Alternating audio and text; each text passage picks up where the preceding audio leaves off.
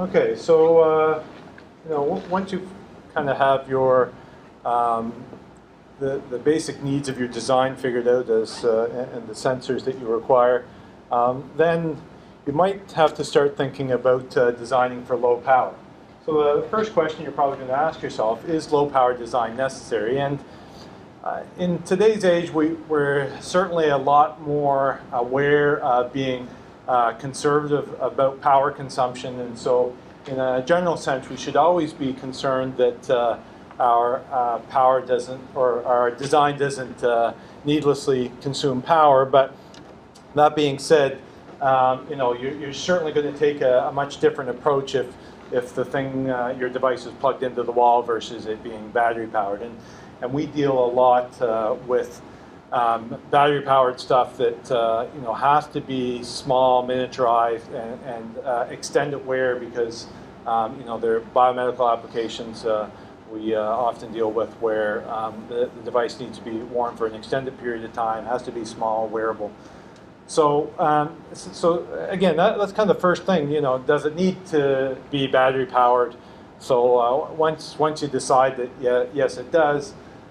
Then you kind of go the next step and start thinking about how this low power design is going to impact both your size and your cost, probably more importantly. Now, fortunately, when you are designing for low power, size, the industry tends to go low power and small size tends to go hand in hand. That's just the way this industry moves. Cost, on the other hand, may be a competing factor. Often as things get smaller and lower power, they tend to be more cutting-edge components, more cutting-edge sensors, microcontrollers, and your peripherals, so the cost tends to go up. So again, you may need to weigh the pros and cons to decide whether that low power design is absolutely necessary, and how it fits within the overall constraints of your project. The other thing that I actually didn't mention here is that when you're doing analog design and you start becoming concerned about noise in your system, if you're dealing with very low level signals and have a lot of amplification going on, then you'll start to discover that low power and low noise are very much competing factors when you look at components. You can get components that are very low noise, high performance, precision components, but they tend not to be low power. Okay, so again, just some things to consider right from the get-go when you're kind of doing your component selection. So one of the first things that I suggest that you do in your design is kind of come up with a power budget. So that starts by considering how your device is going to be used. Is your device going to be used for 10, 15 minutes at a time, once every other day, or is it going to be used for 10, 12 hours a day, every day? So you have to consider, with that in mind, you have to consider how much battery capacity you're going to need, what the physical size of that battery, and chemistry may come into play as you try to come up with a battery chemistry that meets the power demands of your design, but also meets the size constraints as well. One of the considerations that we've come up against particularly when dealing with battery-powered things is the effect of temperature. If you start designing products that are going to work out, in the environment that outdoor environment here in Canada, temperature can have a huge impact on your battery. Whereas, most batteries you get down into the minus 30 and below, they almost quit operating. So, that can have a very detrimental effect on your battery and what the size of your battery needs to be. The other thing you might want to consider, and this kind of comes into play when you're considering how the thing's going to be powered, how your device is going to be powered, is the supply voltage effect. And it's, we'll talk about here again in a second, but there's an actually squared relationship between the power that your device draws and the voltage that's supplied to that device. So if you can power your device on lower voltage, you're going to be much better off in terms of power consumption. But then you get back into some competing factors again, okay? You get into lower voltage devices, the cost tends to be more. And the noise performance tends to be not as good as you get into some of your lower voltage components. So again, there's lots of competing factors. So you kind of have to have a really good understanding of what your power requirements are, and you know, and the footprint of the overall design. Because again, in a lot of these designs, particularly when you get into really small designs, the battery can be the biggest and heaviest component. Like your cell phone you're carrying around, the battery in there is probably the heaviest component of that phone. So you throw away the battery, and the phone would be probably at least half the weight, and could potentially be a lot thinner or smaller. Okay, so once you kind of decide what your usage scenario, your power budget is, you can. There's a few tips that I'll talk about briefly that you can try to incorporate into your design to minimize your power consumption. And this is, I focused this talk entirely kind of on the embedded system and the associated peripheral side. So one of the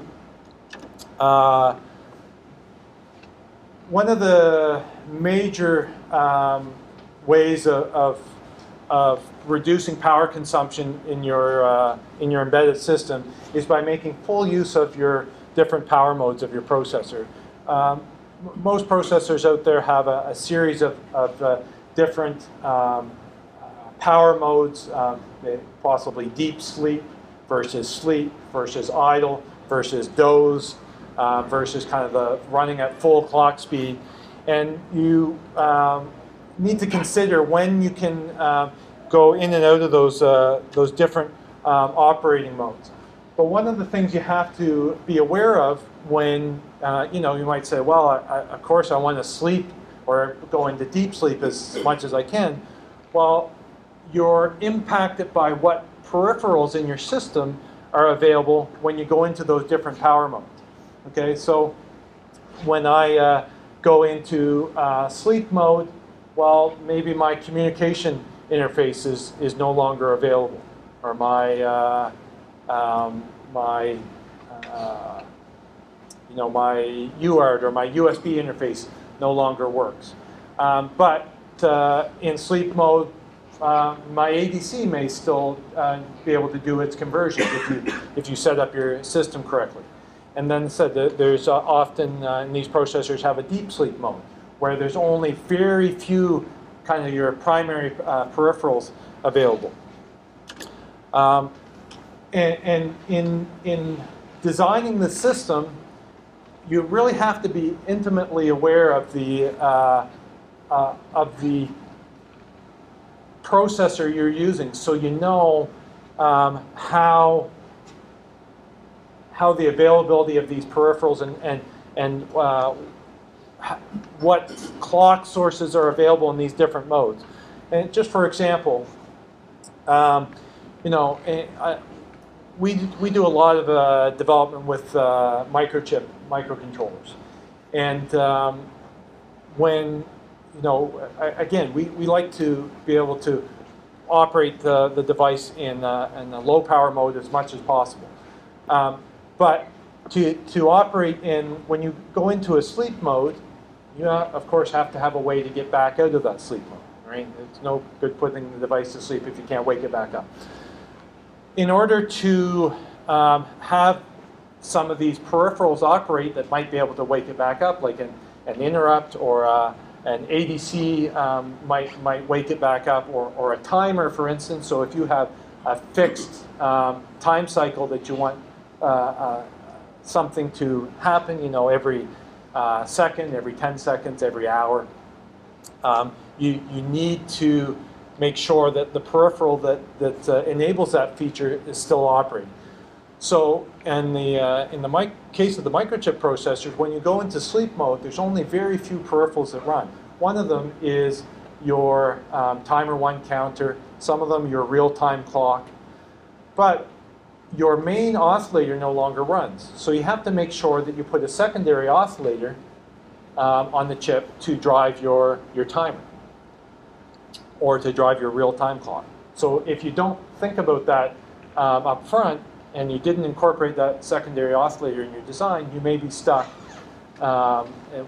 without being able to enter some of those low power modes. So it's good to really understand in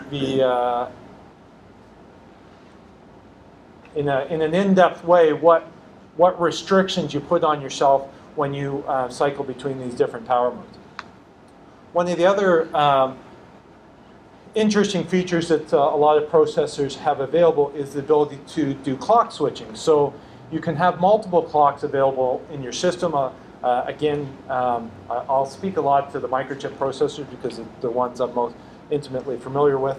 But microchip processors can have a primary oscillator running at anywhere from 40 to, I think, 80 megahertz now, maybe even higher than that now. They have, you can actually take that oscillator and step it up or step it down to a phase lock loop system. They also have built-in RC oscillators, but you have to understand that the precision of those oscillators is fairly poor. So if you're trying to do precise timing or run a baud rate generator for a communication interface, that may not be appropriate. So you have your secondary oscillator that will allow some of these sleep modes. And again, you can switch between these different modes, but one of the things you need to consider often when you're switching between these modes is things like the phase lock loop, for instance. If that's how you're driving your primary oscillator, well, that phase lock loop takes 3, 4, 5 milliseconds to lock.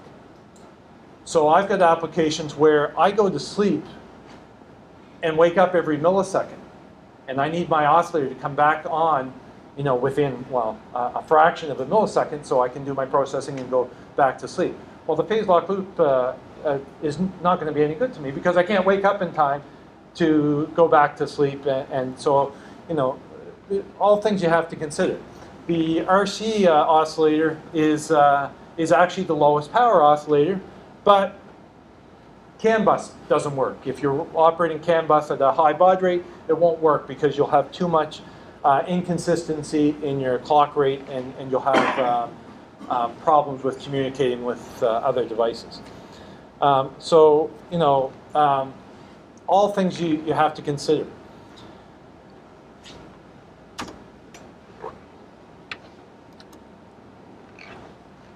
Then you can start to think about how you can minimize your power consumption by thinking about your power that's drawn by your peripherals. And as Eve mentioned, these microcontroller systems have all kinds of built-in peripherals. And again, most of these microcontrollers allow you to only turn on the peripherals that you need. So that's a pretty simple feature to implement, but always isn't one of the first things that come to mind. Shut off the peripherals you're not using. These microcontrollers, some of them have, dozens of peripherals, and you may be only using 1 or 2 of them. Well, don't leave those running. Shut off any of the peripherals that are unnecessary. And even the peripherals that you are using, you might not be using them all the time. So you can start to make some choices about shutting them off strategically and turning them only back on when you need them. Again, when you start becoming that aggressive, you have to start thinking about timing constraints that puts you under, because some of those peripherals have a certain startup time, that may be milliseconds or tens of milliseconds. So, if you shut down this peripheral, well, it may not come back online for 10 milliseconds. So you have to take that into consideration to see if it's worthwhile for shutting down certain peripherals. External peripherals, kind of the same thing. This comes back to when you're first doing your component selection. Picking peripherals that are low power to begin with, but you might also want to look at peripherals that support different operating modes. Some of them have a sleep mode or a standby mode where they have different capabilities in these different modes. You may have a transceiver for your communication bus that can go into a mode where it's only receiving information, and that may be your device may be happy to only receive information 99% of the time, right? So if you can get a device that has those features, you may have a huge power savings by just being kind of strategic about picking peripherals that have those options. The other thing is when you're doing your design, you have to consider how you put those peripherals into those modes of operation. You might require some more I/O pins on your device just to be able to control the different power states of your device. One of the things, and this I kind of threw this into the peripheral power section, it kind of fits, but is considering what to do with your I/O pins and your pull-up resistors in your design. Most people, the default mode for your I/O pins on most of your microprocessors, they are configured as inputs, and they do that is because you can always tie another device to an input, and nothing bad should happen because you don't have bus contention. You're not shorting things out. Because if you have an output and you tie another output to that pin, they're both going to be causing a contention, and you can possibly draw too much current due to the bus contention and blow an output driver on your pin. But when you're thinking about your design, and often, again, these microprocessors are made to be kind of multi-purpose, so you may have a huge number of unused I/O pins that are just there disconnected. And those disconnected pins, you can pull them up through an external pull-up. Any digital design course will tell you that it's undesirable to have an input that's floating because you don't know whether it's a high or a low. Well, that has a huge impact on power consumption too, because if it's not in one of the known states and it's floating somewhere in the middle, that's at a point where your actual transistors in your device are consuming the most power. So that's undesirable. So there's two ways to deal with that, is either pull the pin up through a pull-up resistor, which requires an extra component, but maybe the less obvious way to resolve that is actually change the pin to be an output. So you actually drive the pin as an output and force it to be a high or a low. And that's actually a lower power mode of operation. And so that's often overlooked. But you said you got to make sure you don't have anything tied to that pin. So, pull-up resistors. A lot of your peripherals and sometimes your buses require pull-up resistors in order to operate properly. Well,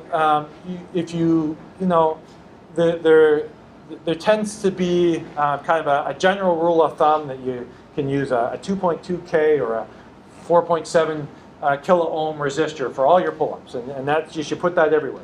Well, when you start talking about low power design, you really might want to consider whether you need to use that low of a value, because then that pull-up resistor, there's always some current leaking through it and some power being consumed.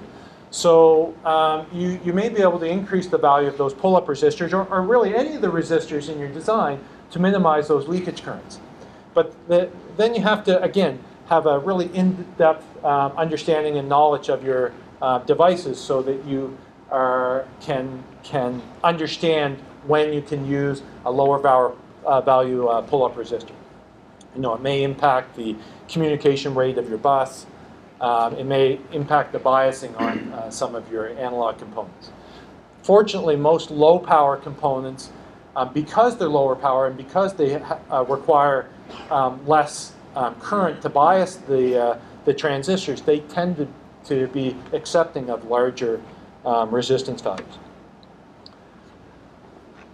Another maybe controversial point is that a faster clock can sometimes result in lower power. So I just got done talking about using those different clock modes, switching between different clocks, switching down to a lower clock speed or shutting your clock off altogether.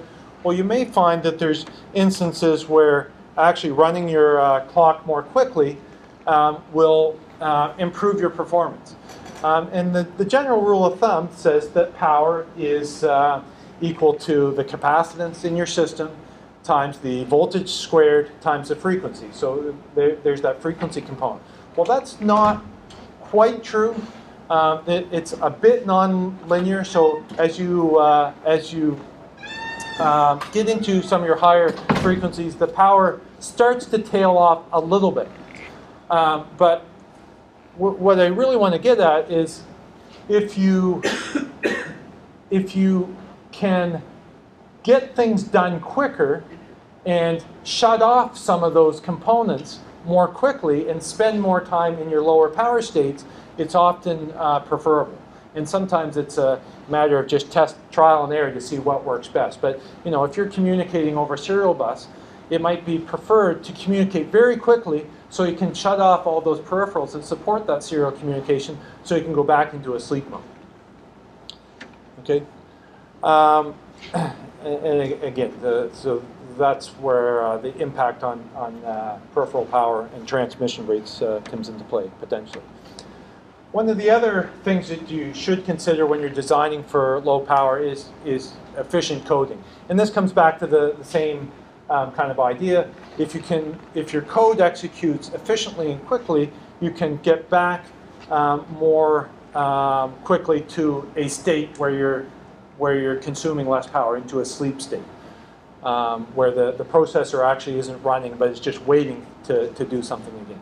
So one of the often, and this should be a well-known case, is bit shifting versus multiplying or dividing. Every time you shift a bit, you multiply or divide by a power of 2. So if we shift a bit to the set of bits one spot to the right, we've divided by 2. Well, and most digital signal processors, for instance, can do a bit shift with the built-in barrel shifter in a single clock cycle. So, microseconds, right? If you do the same operation with a divide, it may take hundreds of clock cycles, right? So it can have a huge impact on your processing performance. And you can get intelligent about, if you can only do powers of 2 division, 2, 4, 8. Well, if you do a divide by 2 and a divide by 4, so and each one can be done in a single clock cycle, so you have a quarter of the value and you have a half of the value. You can then add them together, and addition is usually much quicker than divide, and now you have 3/4 of the original value, okay? And you might have only done that in 4 or 5 clock cycles versus, several hundred. Interrupts.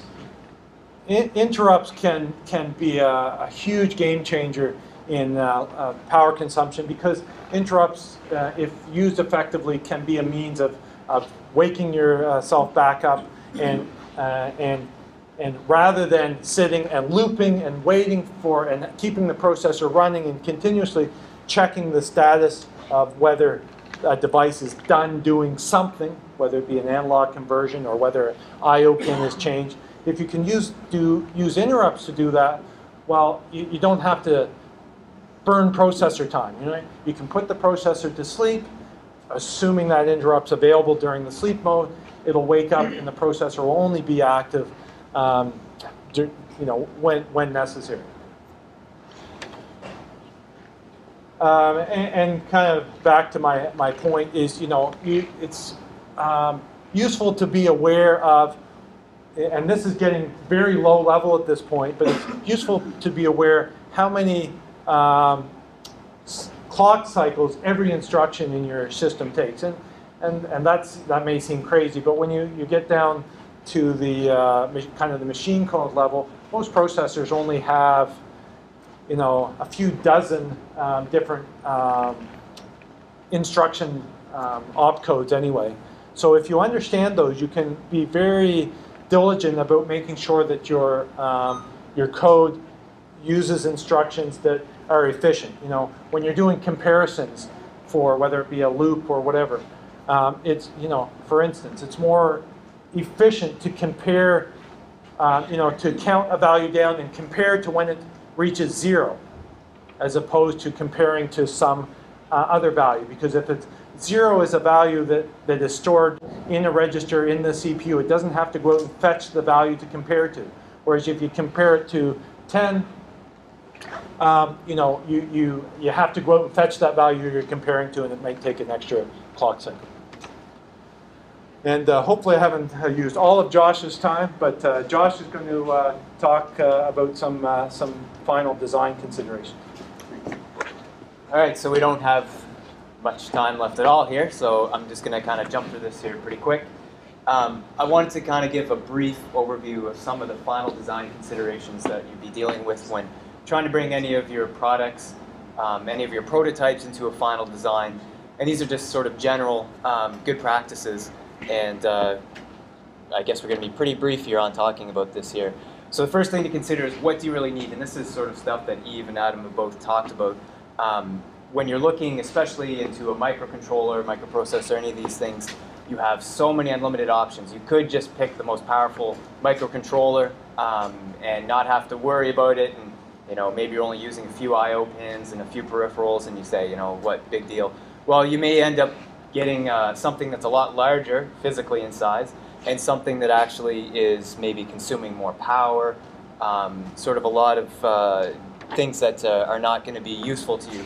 So you get what you pay for. So obviously, if you buy something, or you just kind of are picking a microprocessor that is using a lot more power, a lot more consumption, a lot more I/O pins, peripherals, you're going to get what you pay for in there. So if you can, at the very beginning, as Eve talked about, sort of identify everything that you need. What sensors are in your system, what peripherals do you need. You can really use tools like on a lot of these distributor websites, and that is DigiKey or Newark or eSonic, and that you've got a parametric search on there. Well, if you have an outline of exactly what it is that you need in your design, the parametric search is going to be your friend on there. A lot of times you go on, you type in microprocessor, and up are going to come 10,000 different ones, and you look at all the different options there, and you kind of stare at it and think, what on earth am I actually looking for? Well, if you've got those in front of you, you can click through a few of them, narrow it down, and then you're down to a very small selection, and you're able to kind of pick something that's going to be a little more useful for you. Price, again, this year is just looking at, you need to think of not only what's your final design suited for. Are you looking to be working on a design that's going to be for mass production in the end? Is it worthwhile not paying attention to some of these factors of the minimum quantity, the availability in that for your prototype, and then when it comes to the final production, you've got to look at, oh shoot, I can't use this chip now because it's 10 times more expensive than some other chip that has great discounts when you look at if you're buying 1,000 of them or 10,000 of them. Or even availability, the lead time when you're looking at these, how long is it going to take to acquire these chips if I need them in large quantities. These are all sort of things that you don't necessarily focus on entirely when you're doing your prototypes, but you do need to consider these sorts of things when you're picking out any of these chips or peripherals or anything of the sort, when you're trying to look down the road and see how it's going to affect your final design. The BOM, so your bill of materials on these, when you are actually putting together all the parts that you need for your design, one tool that I find incredibly useful, and this is, again, referring back to DigiKey, which is a distributor that I know we specifically really like to use. They have an option on there to create your own bill of materials for any of your designs that you can then go back and just one-click order exactly what it is you're looking for. Well, in there you can give your own customer reference, which is your own internal name or designator for exactly what you're doing. So if you have your, running out of time here, if you have your schematic layout or any of the sorts, and you're going to be having someone else who's going to be working on your design and putting it together, well, if you can have your big order, the box comes in, someone's putting together your prototype boards or any of these things, if you have your own customer reference written right on these packages, they get it, they open it up, you've got a ton of these little 04, 02 resistors, well, they don't want to have to go back and forth looking at your schematic or your PCB layout. You can just have it labeled right on the bags, which they provided a free service. It's a fantastic thing to have to help speed up and get you moving along.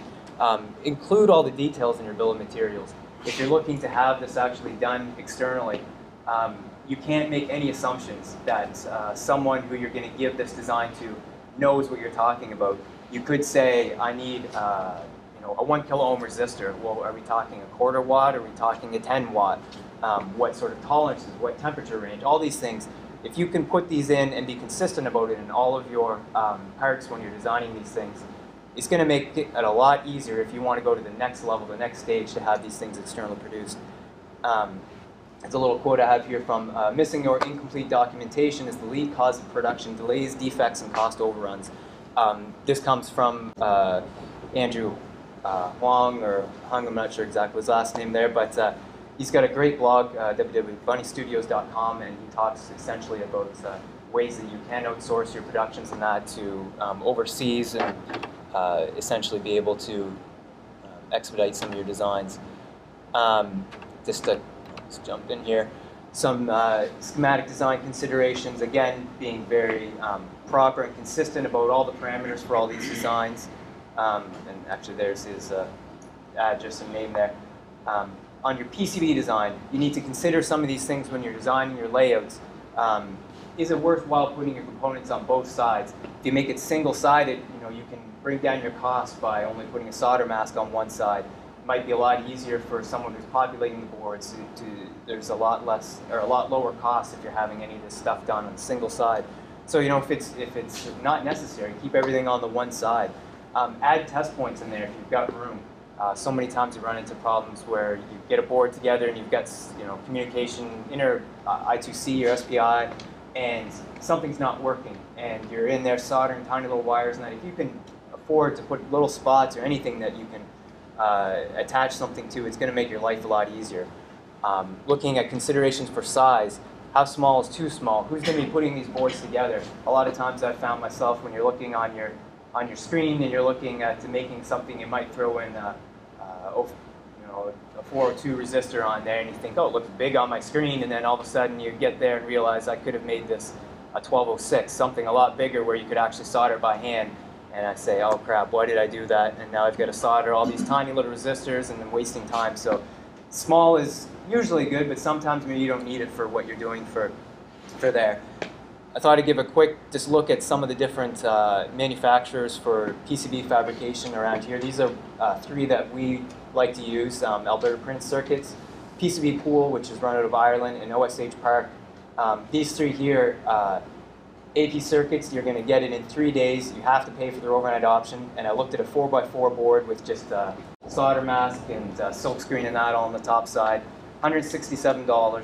PCB Pool, if you go with an 8-day option, you can get the exact same board, $71.65. They do have a 16 square inch minimum size of the board. If you wanted to bump it down to 4 days to kind of match AP Circuits, still cheaper, $125, but you're waiting a little bit longer.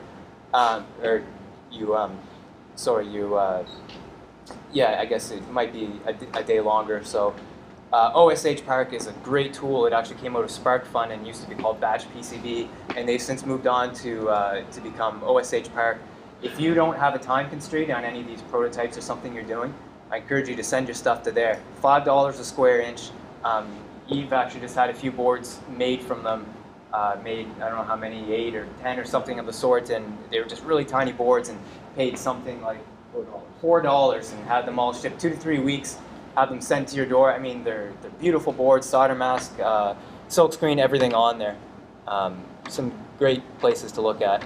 I don't think we're going to get time to go through this, but just looking at essentially when you're designing any of these boards, you've got your PCB, and a lot of times you're looking at either designing a custom case or using existing cases. When you're fitting these in, sometimes I say the worst part about some of the stuff that we do is the complete freedom to pick a certain size or shape in your board or your case, and I find that sometimes it's great to have that freedom, but it also becomes a curse because you have no constraints, I guess, on some of these things. So with the introduction of all these 3D printers and everything of the sort these days, you can make your own cases. You know, you can send them away then to have molds made or any of the stuff in production. And there's a good workflow, I find, to kind of get through these sorts of things. Some of it's up here, but essentially just try and think about what you're making. Maybe do your PCB layout first if you have any RF or analog design considerations. Try and lay it out, most importantly, to fit those, and then from there kind of work back and forth between your ECAD program and your from your MCAD into your ECAD and that. So anyways, I think we're out of time right now, but that's it for now, and thanks for listening.